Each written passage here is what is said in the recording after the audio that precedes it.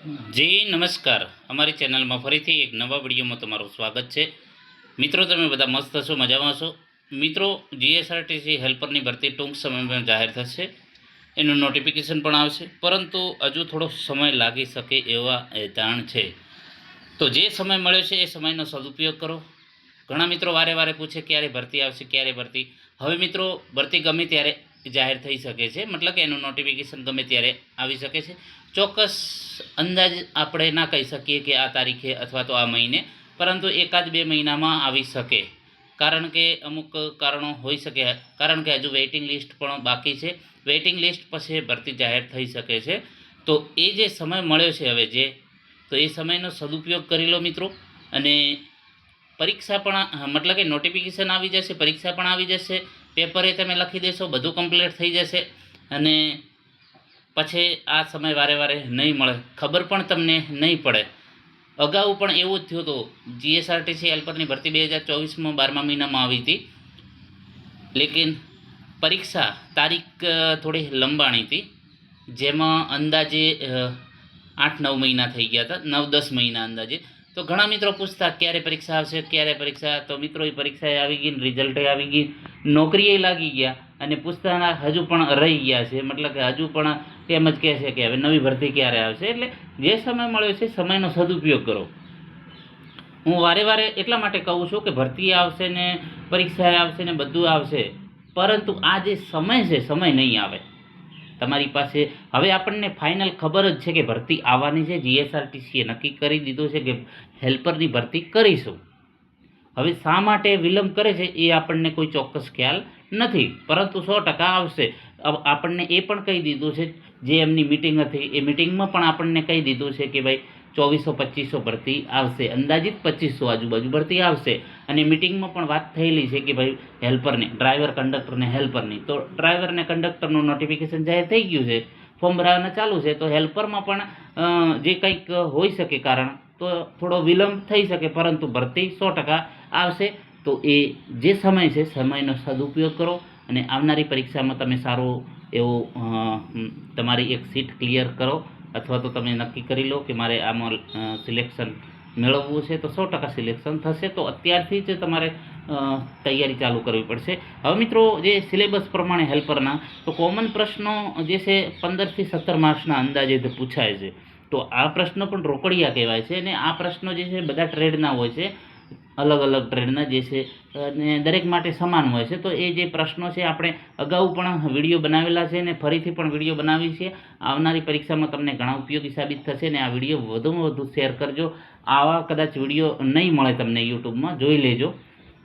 તો મિત્રો, પ્રથમ નંબરનો પ્રશ્ન છે, મેટલના જોબ પર શાર્પ લાઇન દોરવા માટે કયું ટૂલ વપરાય છે? તો મેટલના જે મેટલ છે એ જોબ પર શાર્પ લાઇન દોરવા માટે કયું ટૂલ વપરાય છે? પંચ, કેલિપર, સ્ક્રાઇબર, જીલબી. તો જે મેટલના જોબ પર શાર્પ લાઇન દોરવા માટે સ્ક્રાઇબરનો ઉપયોગ થાય છે. પંચ, સ્ક્રાઇબર વગેરેના હોલ્ડિંગ ભાગ પર નર્લિંગ શા માટે કરવામાં આવે છે? તો જે પંચ, જે સ્ક્રાઇબર વગેરેના જે હોલ્ડિંગ ભાગ પર નર્લિંગ એટલા માટે કરવામાં આવે છે કે તેને પકડતી વખતે જે ગ્રીપ મજબૂત રહે એ માટે. બરાબર. કેલિપર માટે નીચેના પૈકી કઈ બાબત સાચી છે? જે કેલિપર છે તો જોબના આઉટસાઇડ મેજરમેન્ટ માટે આઉટસાઇડ કેલિપર વપરાય છે, જોબના ઇનસાઇડ મેજર માટે ઇનસાઇડ કેલિપર વપરાય છે. 0.5 mm એક્યુરેસી ધરાવતી સ્ટીલ રૂલ વડે કેલિપરનું માપન કરવું જોઈએ. તો આ મિત્રો જે છે ઉપરોક્ત તમામ બધા સાચા છે કેલિપર માટે. કેલિપરનો ઉપયોગ શા માટે, ખાલી જગ્યા માટે થાય છે? તો જે કેલિપરનો ઉપયોગ શું છે? તો જોબનું માપનું સ્ટીલ પર ટ્રાન્સફર કરવા માટે. જે જોબનું માપ છે સ્ટીલ રૂલ પર, સ્ટીલ રૂલ એટલે કે સ્ટીલની ફૂટપટ્ટી, આપણે સાદી ભાષામાં કહીએ, સ્ટીલ રૂલ પરથી માપ જોબ પર ટ્રાન્સફર કરવા માટે જે કેલિપર. બરાબર. તો એનો ઉપયોગ છે જોબનું માપ સ્ટીલ રૂલ પર ટ્રાન્સફર કરવા, અને સ્ટીલ રૂલ પરથી માપ જોબ ઉપર ટ્રાન્સફર કરવા માટે. કારણ કે મશીનોમાં વારે વારે ફૂલ ફિટ ન કરવું પડે એટલા માટે. તો ઓપ્શન સી સાચો જવાબ છે. એ અને બી બંને સાચા છે. ડિવાઈડરનો ઉપયોગ ખાલી જગ્યા માટે થાય છે. તો જોબ પર ચાપ દોરવા માટે, જોબ પર સર્કલ દોરવા, સ્કેનર કે અન્ય સાધન પરથી અંતર ટ્રાન્સફર કરવા. તો ઉપરોક્ત તમામ સાચો જવાબ છે ડી. બરાબર. ડિવાઈડરની રેન્જ કરતાં વધુ લંબાઈનું ચાપનું માર્કિંગ કરવા કે સર્કલ દોરવા માટે કયો ટૂલ વપરાય છે? તો ડિવાઈડરની રેન્જ કરતાં વધુ લંબાઈનું ચાપનું માર્કિંગ કરવા કે સર્કલ દોરવા માટે ટ્રમલનો ઉપયોગ થાય છે. મોસ્ટ આઈએમપી પ્રશ્ન છે અને આવા જ પ્રશ્નો પરીક્ષામાં પૂછાતા હોઈએ છે અને આપણે એટલું ધ્યાન આપતા હોતા નથી અને પછી પરીક્ષા વખતે આપણે ભૂલી જઈએ છીએ. બેન્ચ વાઇઝની સાઇઝ નીચેના પૈકી કઈ બાબતના આધારે નક્કી થાય છે? તો બેન્ચ વાઇઝની જે સાઇઝ છે કયા આધાર ઉપર નક્કી થાય છે? તો વાઇસના જોની લંબાઈ પરથી. મોસ્ટ આઈએમપી પ્રશ્નો છે અને આ દરેકને ખબર પણ હોવી જોઈએ.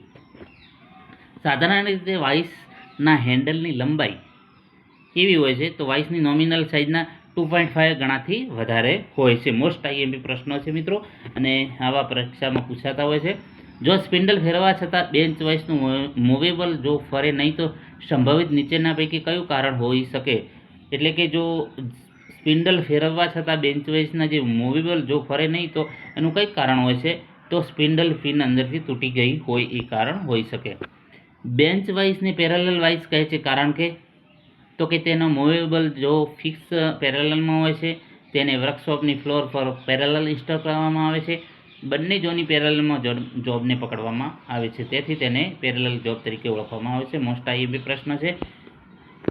બેન્ચ વાઇસની જો પ્લેટ કયા મટીરિયલમાંથી બનાવવામાં આવે છે? આ પ્રશ્ન પૂછાયેલો છે.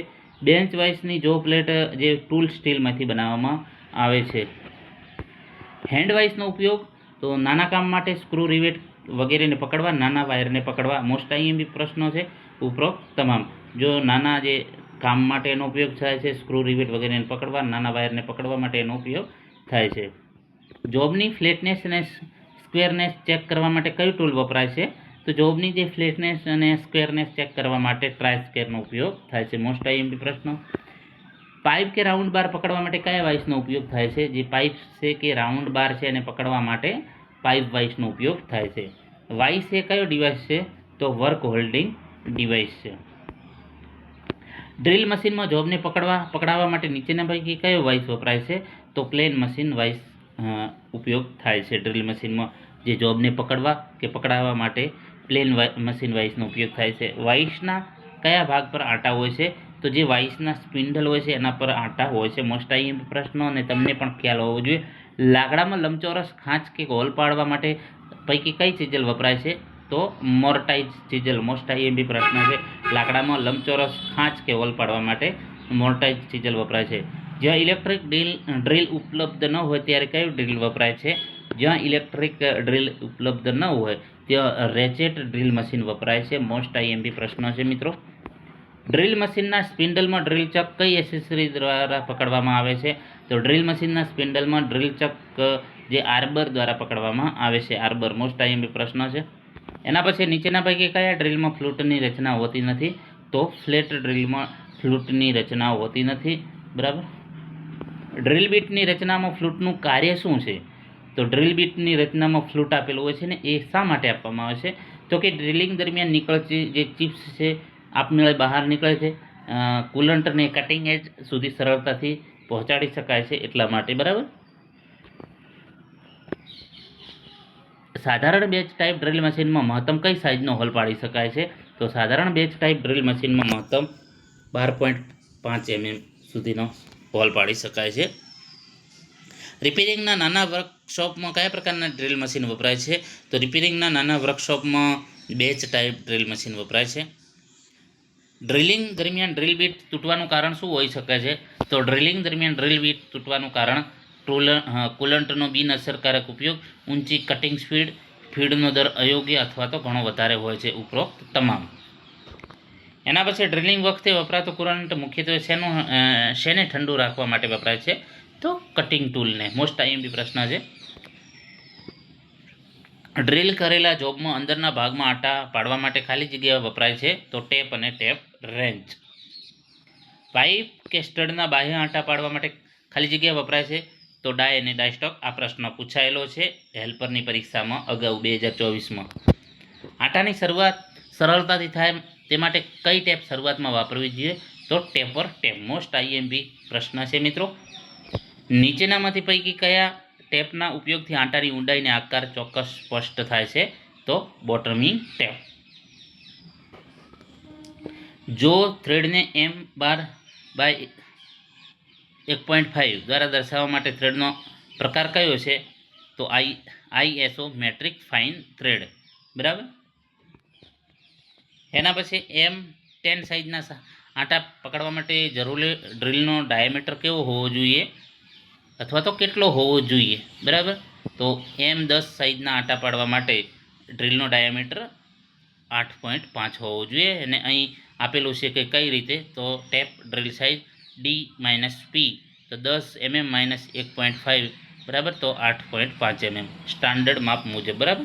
એના પછી ડાય કયા મટીરિયલમાંથી બનાવવામાં આવે છે, તો હાઈ સ્પીડ સ્ટીલ અને હાઈ કાર્બન સ્ટીલ. સી સાચો જવાબ છે, એ અને બી બંનેમાંથી.